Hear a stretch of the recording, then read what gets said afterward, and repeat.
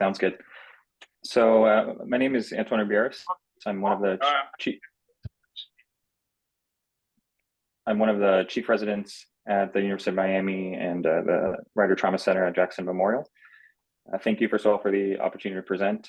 I was asked by Bobby Cortez, one of our fellows, to present a case, and this is a recent patient we took care of on the trauma service here. The title of the talk is Management of Vascular Injuries and Penetrating Chest Trauma. We have no disclosures.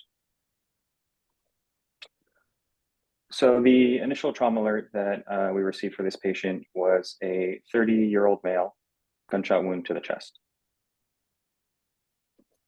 He arrived a few minutes later to our resus bay. The airway was patent, but he did have decreased breath sounds on the right side, and his oxygen saturation was 90% on a non-rebreather. He was tachycardic to 110 and hypotensive with a blood pressure of 80/40. On our initial exam, we saw that he was bleeding quite profusely from a ballistic wound in the right chest. We were able to establish peripheral IV access. His GCS was a 3. On fully, exposing the rest of him, we weren't able to identify any other apertures, just the one wound over the right chest.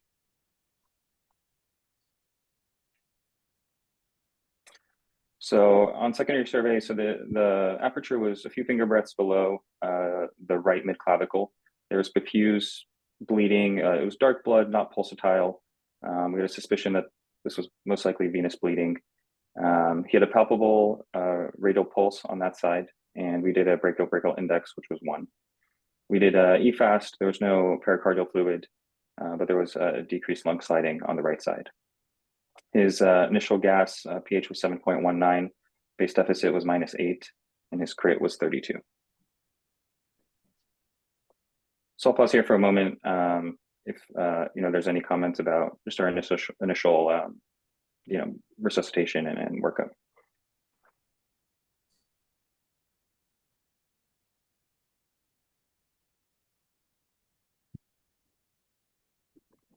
Okay. So the patient, GCS3 was not protecting his airway. He was intubated. At the same time, we transfused him with 2 units of whole blood for his hypotension and tachycardia. His blood pressure did improve immediately to 100/80. He was also administered 2 grams of TXA. With the decreased breath sounds on the right side and decreased lung sliding on our FAST, we placed a chest tube before obtaining any imaging, and had immediate return of 1,750 cc's of blood. For additional access, we placed a right femoral vein central line. So at this point, our suspicion was that this was probably a subclavian vein injury. And this is the initial chest x-ray that we had. You can see there's right hemothorax. The chest tube position is not ideal, but it was draining. And importantly, you can see the bullet is really in the midline in the neck, but we didn't have really a good idea of how, the trajectory, whether this was kind of in the anterior posterior axis, where this bullet was located. So I guess I'll pause here for a moment. One decision point was we knew this would be an operative case, but given the location of the bullet, one question was, do we need additional imaging? And the concern we had was, with the trajectory, potentially there could have been, for example, an aortic injury, something that may have required endovascular intervention, a covered graft or something, either before or, at the time of operative intervention. So the patient had responded well to our blood product resuscitation, and we felt that he was stable enough for transport for a CT prior to going to the OR. So I'll show the CTA here.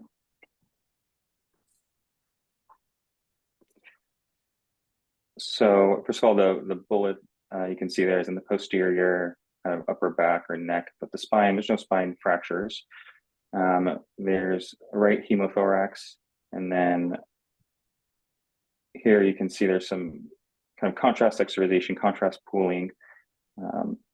I'll bring it back, but right in the area of the subclavian vein. Again, large hemothorax with our chest tube.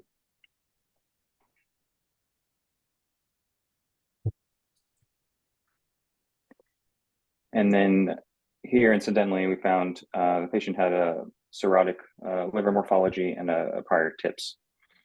I'll bring it back to the beginning just so you can see more clearly. So this is a good view here. So the subclavian artery actually looks intact, but there's some contrast extravasation and pooling in the right anterior chest. So at this point, we pretty much confirmed our suspicion of a venous injury, so right subclavian vein injury. In addition, the patient had right first and second rib fractures. So we took the patient to the operating room, and I'll pause here. If any of the panelists want to comment on kind of potential approaches to this injury.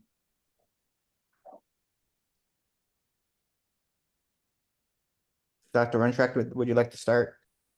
Certainly. So in this case, you have an IV in the left arm and the right femoral. Is that right? Correct.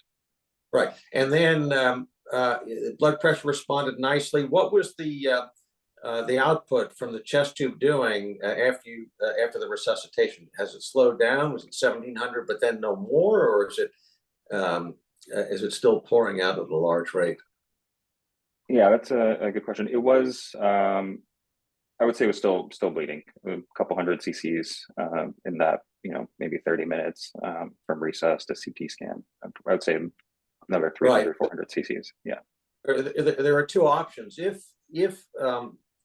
he's still actively bleeding from the chest with a primary source on the chest, then you'd want to do a thoracotomy, either an anterolateral or posterolateral, ideally, to get him to the chest. But if he's primarily bleeding from the subclavian vein, and then the blood from there is going into the chest, then I think a better approach would be the standard isolation of subclavian vein inferior to the clavicle, toward the right arm.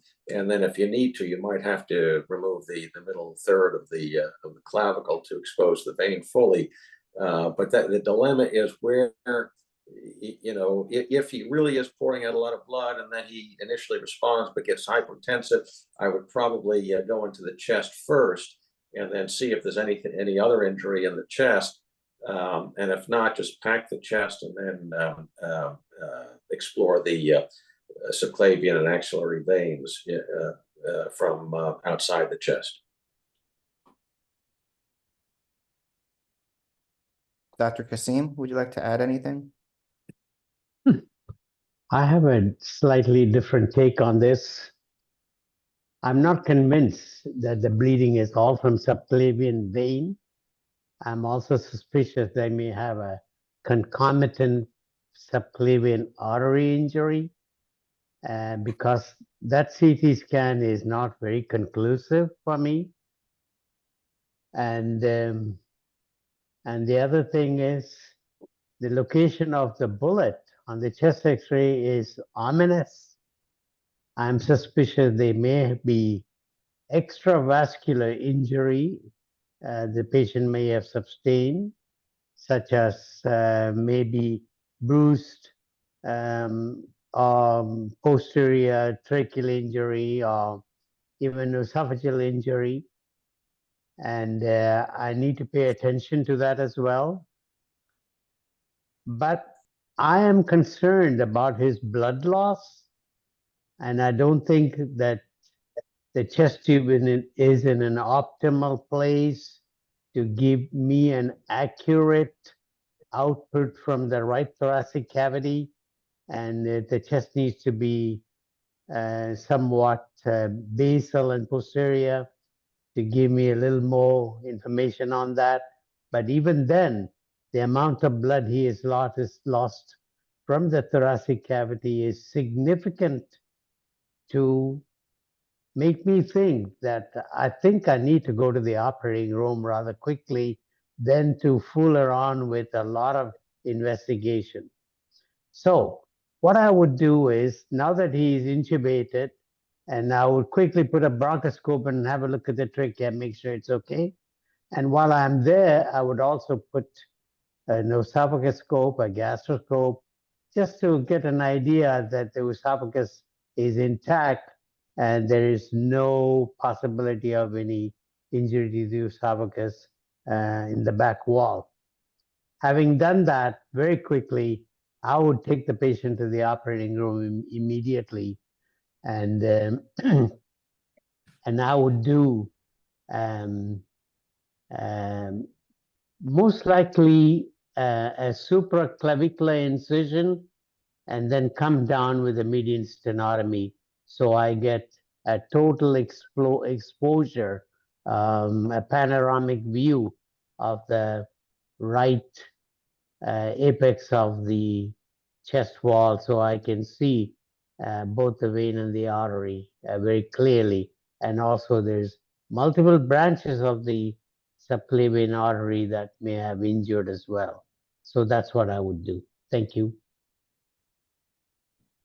Yeah, thank you both for those comments. I think, you know, you both raised good points, and I think that's some of the difficulty, you know, in chest trauma is deciding, you know, which approach to go with. In our case, you know, there was still a few hundred cc's coming out of the chest tube, but I would say it was not, you know, it had slowed down. We looked at the imaging, and I just showed you, you know, this venous phase, which shows the venous injury better. But on the arterial phases, the subclavian artery, we were reassured that most likely it was okay. And so we decided for an infraclavicular incision. And our plan was, if we were not able to get vascular control more proximally, we would extend to a median sternotomy. And I agree that the chest tube was not ideally. I would like to hear from Dr. Cooley.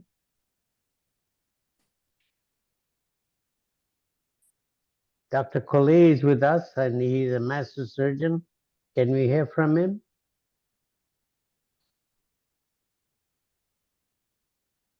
Dr. Cooley, you're on mute. Yes, you can listen to me? Okay. Yes.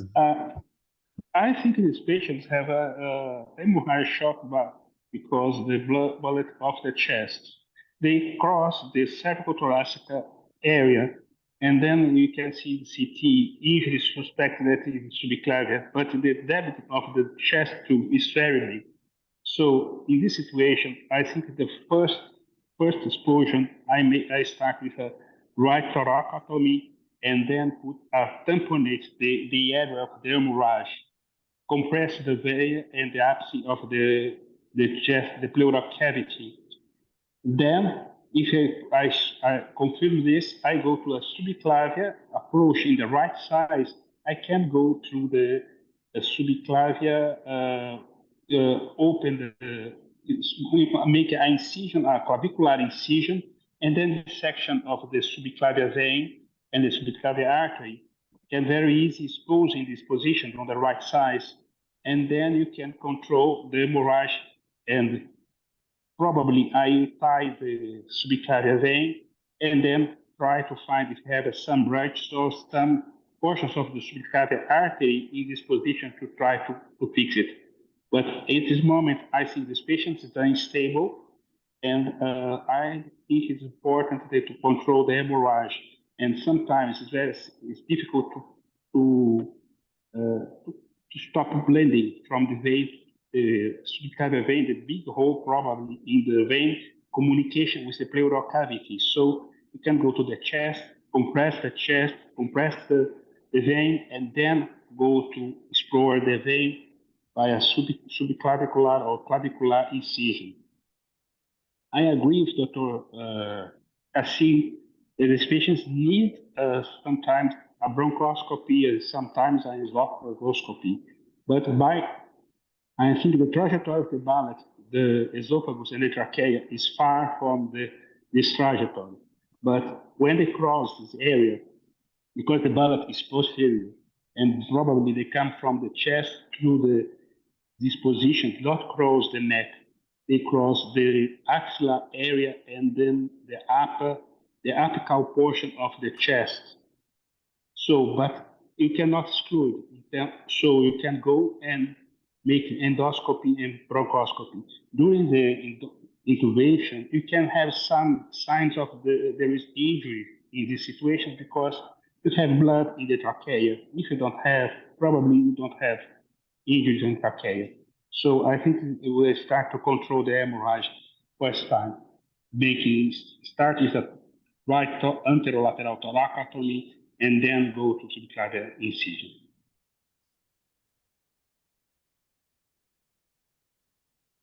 Thank you, sir, for your input. I think all valid options, and it's great to hear from all of you. I'll go on to to discuss what we ended up doing. Before you go on, Doctor, there was yeah. a question in the chat. I don't know if Yes. you want. Okay. Yeah. Excellent question. The question is if there's a role for inserting a Foley and inflating a balloon in the tract to try to control hemorrhage, before proceeding to the OR. It's a great question, and I have some slides, discussing preoperative strategies, and that's definitely something that can be tried. We packed the wound and had at least we're able to tamponade the bleeding, so we did not insert a Foley, but yes, that is a valid option. So we did an infraclavicular incision wide, basically from the delta pectoral groove to the sternum. We divided the pectoralis major and minor to expose. Initially, it was the right axillary vein. It was more lateral, and then we basically traced the axillary vein proximally, and until we encountered laceration of the right subclavian vein. The anterior wall was lacerated. The posterior wall, fortunately, was partially intact, and so that the two ends were still in continuity. And fortunately, because of that, we were able to ligate proximally and distally. With that exposure, we were able to see part of the subclavian artery. There was no more bleeding from the wound, so we felt confident that the artery was not injured. We had also, we had a good pulse in that arm before going to the OR and in the OR. So because we had good hemorrhage control, we at this point we concluded this part of the operation. I'll show you the incision here. You can see it's kind of the right axillary vein / subclavian vein. It's hard to see really doesn't show well the more central aspect that we ligated, but this was the exposure that we were able to get. Importantly, there's also, to keep in mind the brachial plexus in this area. And so just to be mindful of that during the dissection. This wound we closed primarily, and then the ballistic tract just inferior to it, we packed. Now addressing the chest, the initial chest tube was repositioned, and then we placed an additional chest tube more basally, and then we irrigated the chest copiously with saline. Overall, the resuscitation required 5 units of whole blood and 2 of packed cells, and then 6 of FFP and 1 of platelets. The patient was transferred to our intensive care unit. He was kept intubated. This case happened around 5 in the morning. So later that day, really bleeding was under control. He required 1 more unit of packed cells, but otherwise, really just correcting his coagulopathy. Again, he had underlying liver dysfunction and prior TIPS. I'll show you, this is a post-op x-ray. Obviously the right chest is again whited out. For this, the ICU team performed a bronchoscopy, and during the bronchoscopy, they noted there was slow oozing of blood in the airway in the right upper lobe and right middle lobe of segmental bronchi. They were able to kind of suction it out, but it was basically a slow trickle. So the post-bronchoscopy x-ray, there's better aeration of the lung. Post-op day 1, similar issues. Again, the kind of right chest, I'll show you the x-ray, but the right chest again whited out, and repeat bronchoscopy by the ICU team again showed kind of slow bleeding in some of the segmental bronchi. So at this point, we were concerned that there was, some bleeding, one reaccumulation of hemothorax, so maybe some bleeding from the chest wall itself, and just given the trajectory of the bullet, and he had first and second rib fractures. And then we wanted to make sure or evaluate whether there was any active or extravasation of blood or pseudoaneurysm potentially that would need to be embolized. So he had a repeat CTA chest at that time. This is the X-ray from that morning.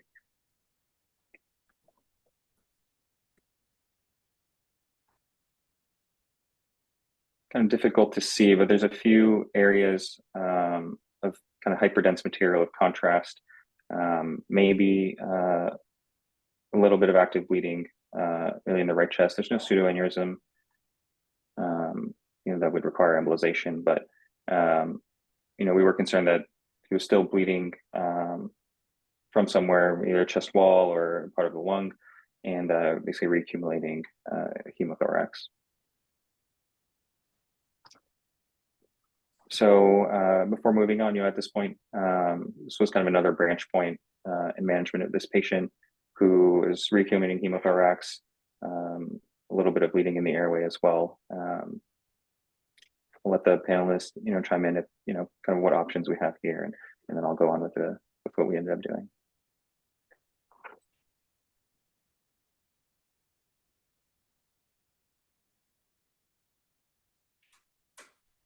Hi, you listen me? I think important in the first surgery, sometimes if you have time, you control the hemorrhage by subclavian artery, subclavian vein incision in the clavicular area. But you can make a thoracoscopy and an evacuation all the bloods in the chest, and you can see the chest area to see if there is no other signs of blending. Sometimes we have injury of the lung injuries usually stop blending, that you can see some bloods or some clots in the bronchi. Sometimes it represents an injury of the lung, and then we can only observation and see if you don't have airway leak. So I think it's important. Sometimes you have some injuries of the intercostal arteries in the chest wall. So you can go to a radio intervention and embolization, but you can go to a thoracoscopy and maybe evacuation of the blood. And can see if you can see the vessel, and then you can clip it during the thoracoscopy. I think please Spanish. Please Spanish. Okay. Speaking Spanish. Please speak in Spanish.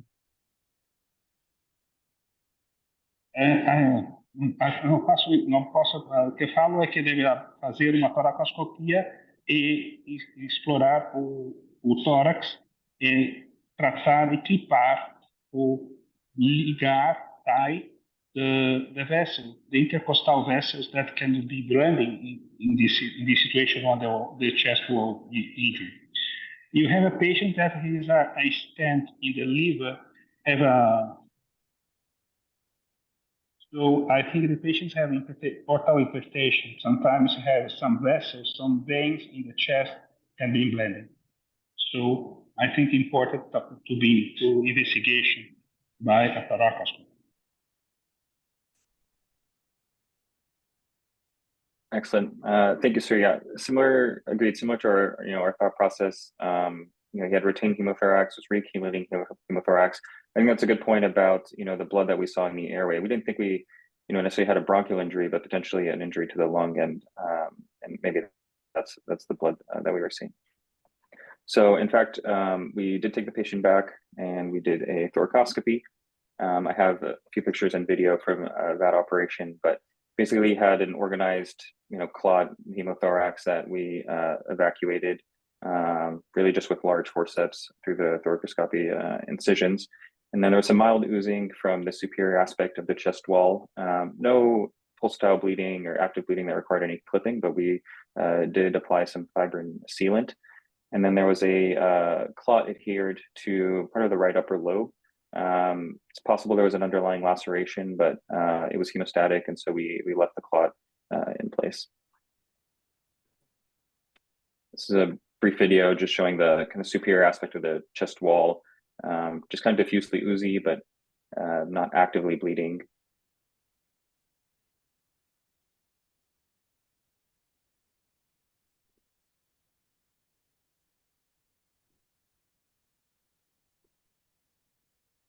And then this is just the only still image I have, but after evacuating hemothorax, we placed chest tubes under direct vision. This is the postoperative X-ray with an apical and a basal chest tube. The hemothorax is nicely evacuated.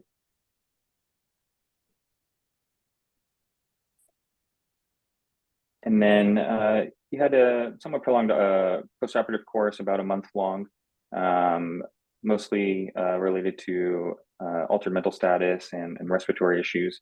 On post-op day 4, he self-extubated and had to be reintubated for stridor. Post-op day 5, really we worked on his sedation management. He was on Precedex and then ketamine for agitation. He was also started on rifaximin and lactulose for elevated ammonia levels due to his liver disease. On post-op day 6, he was extubated and did okay for a couple of days, but really his mental status deteriorated, and he was not protecting his airway and had to be reintubated on post-op day 9. We did image his brain with no acute findings. On post-op day 10, he was taken to the operating room for an open tracheostomy.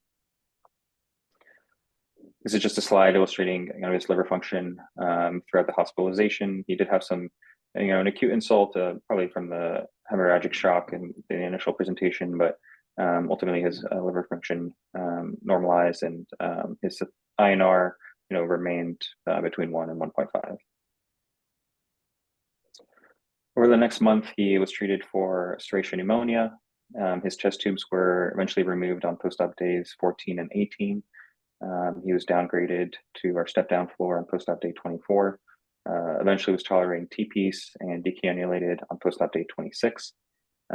He was able to tolerate a regular diet and was eventually cleared by PT and was discharged to home on post-op day 38. This is just the last X-ray we have right before decannulation with those chest tubes removed. And so that's really the last slide I have regarding the case itself. I have a little bit more material about some of the things we talked about in terms of management of this injury pattern. I'll leave the floor open if there's any comments at this point before moving on.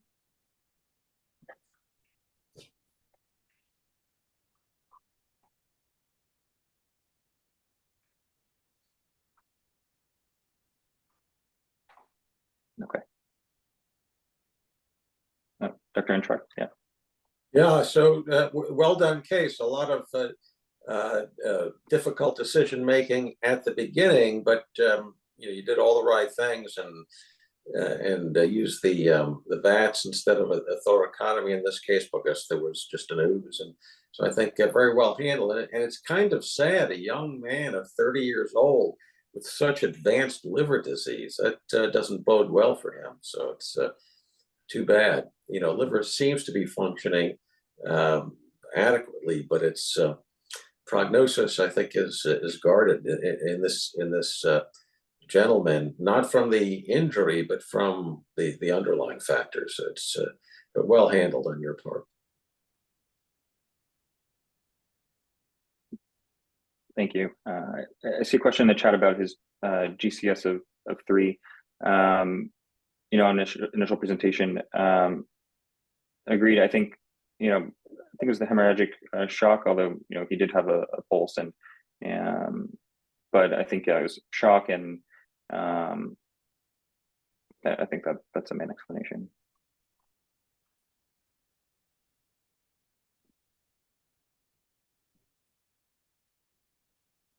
So I'll go on to some literature review, and a lot of this we touched on. One is about just the approach to penetrating injuries to the subclavian and axillary vessels, and this is a study from Dr. Ribieras looking at 2 trauma centers in LA between 1993 and 1997. In that time period, they had 79 patients. 75% of them had arterial injuries. 50% had venous, so about 25% of patients present with combined injuries. Again, these are relatively uncommon injuries, but they're associated with pretty significant hemorrhage and high mortality. Their mortality for isolated arterial injuries was 20%.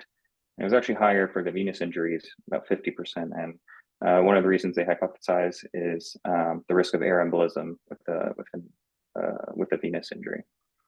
Important to keep in mind the anatomical relationships with the brachial plexus in this zone, and a third of their patients did have a brachial plexus injury. And then in their case, most patients were approached with a standard clavicular incision, which provided adequate exposure in about half of the cases.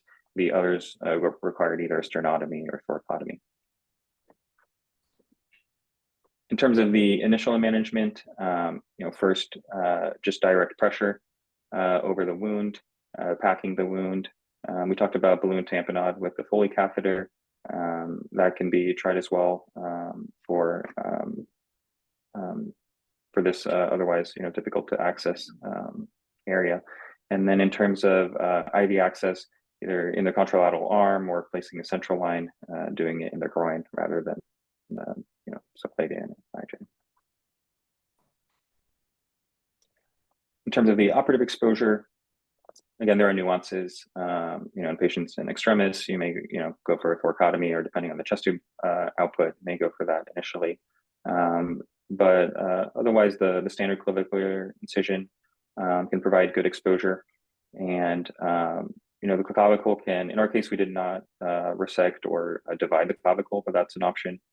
And then the pectoralis major and minor can also be divided to improve the exposure. And then the incision can be carried down, extended to a median sternotomy for more proximal injuries, both on the left and the right side. This is just their depiction of this exposure with the medial half of the clavicle resected.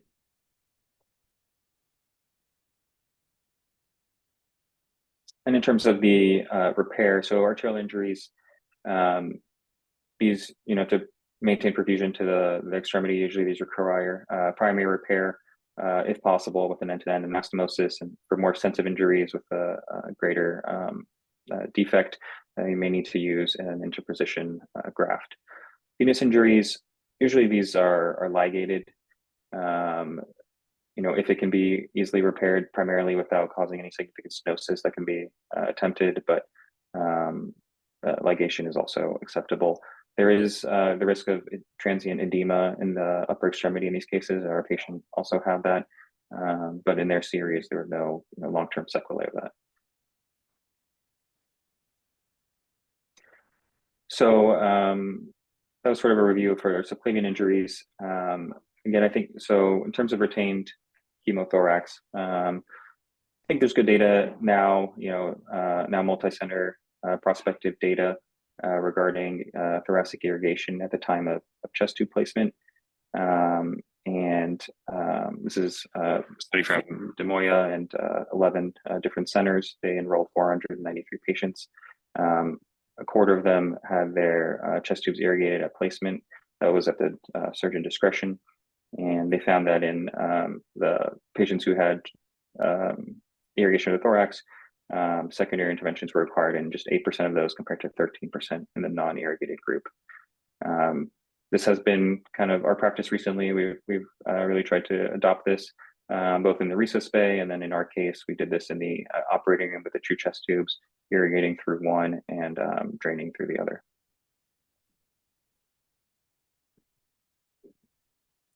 And then finally, other than irrigation, the decision whether how to handle retained hemothorax after it's occurred. So the options are another chest tube, thrombolytic therapy, VATS, or thoracotomy.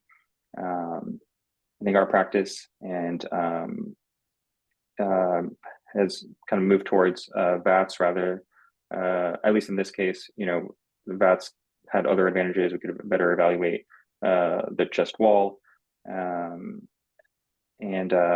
So, the EAST guidelines conditionally recommend VATS over thrombolytic therapy. I think the data is maybe not as good there. but there's potentially a reduced length of stay with early VATS rather than TPA.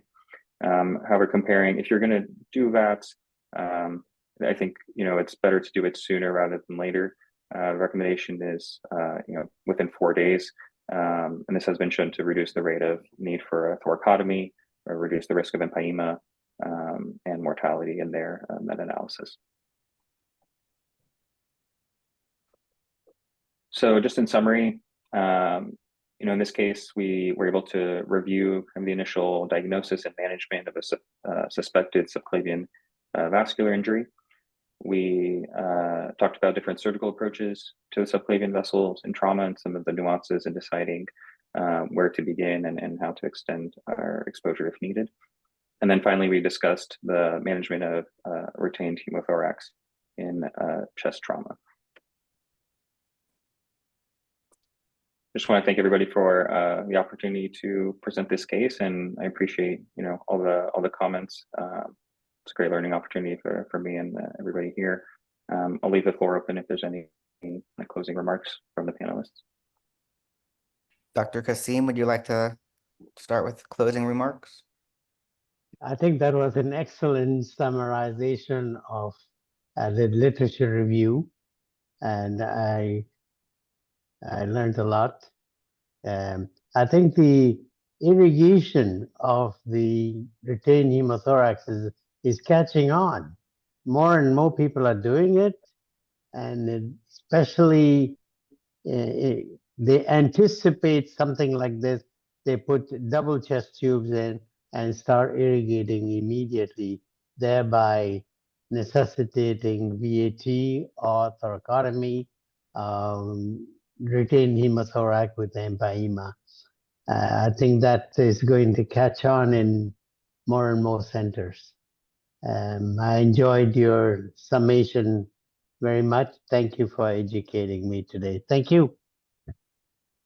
Thank you. Dr. Collet? I have congratulations on the case, to share this case. It's very important to do what to do to approach it, to declare the veins and the artery. It's very interesting decision that you made, and very important to know how to do this. And I think important to do the concepts of the video thoracoscopy and early to do this for evacuation of the clots. I thank you for the thank you for the share the case with us. Thank you very much. Dr. Untract? Yeah, no, I'll just reiterate what I said before. Great job on a case with that's fraught with difficult decision making, and for a general surgery chief resident, it's quite good. I think you've already mastered the trauma surgery, so you can do a fellowship in something else now. Thanks. Yeah, I'm fortunate to train here. It's yeah. All right. Well, thank you. Yeah, thank you, panelists, for your comments.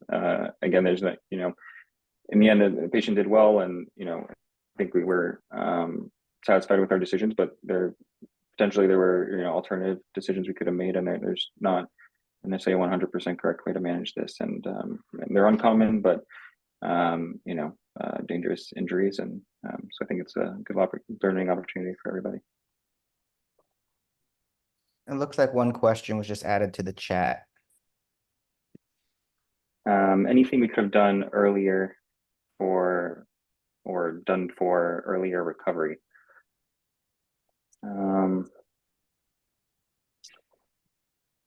That's a good question.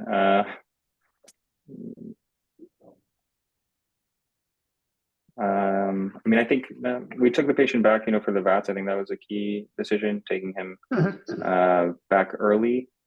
Again,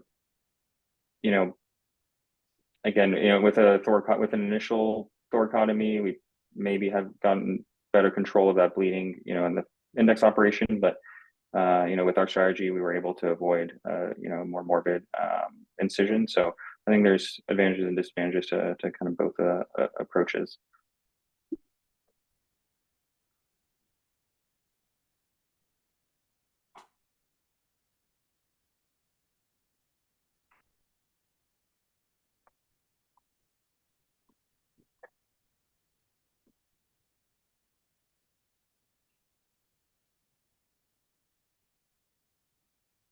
All right. Thank you very much. Appreciate the time and the opportunity, and hope to see you Thank next time. you.